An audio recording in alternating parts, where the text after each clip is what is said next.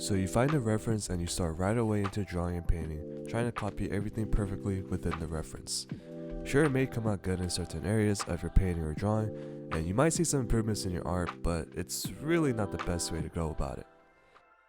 To best use a reference, I would say 3 things. You need to analyze it, break it down, experiment, and add your own spice to it. Those 3 will improve your art, your creativity, and this will help you not burn out from art. While it is fine to copy everything from a reference, it is better to use your thinking, your brain, to analyze the reference itself. Let's take the study I did as an example. I found this reference of a fighter and I took the time to analyze the reference and break down what I saw. So I saw that there is, I would say, a cool light source on top, making the shadows have a warmer tone.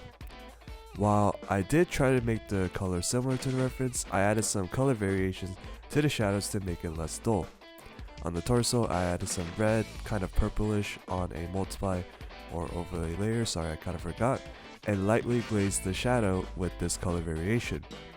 And you can see that I added my own spice to it by adding a red cloth on his head and changing the colors of his gloves to red.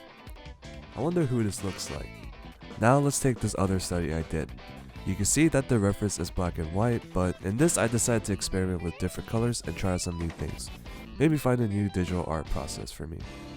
So I put down the skin tone, glazed it with red in the middle, blue on the chin, and a bit of yellow on top. I've been doing this realistic skin tone thing more recently to see if it would make my paintings and studies pop out more often. I also added my own spice to it by changing the hairstyle a bit, stylizing the eyes and the face. You get the gist of it. So what can you take away from this video? Analyze and break down your reference. This will help you with your observation skills and get you to critically think about your art. That is very important.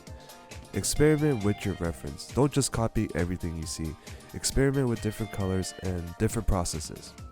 And finally, add your own spice to the reference. Maybe you want to add a scar or some jewelry. Whatever it is, try to add your own flair to your art. Okay, that's all I got for this video. Bye.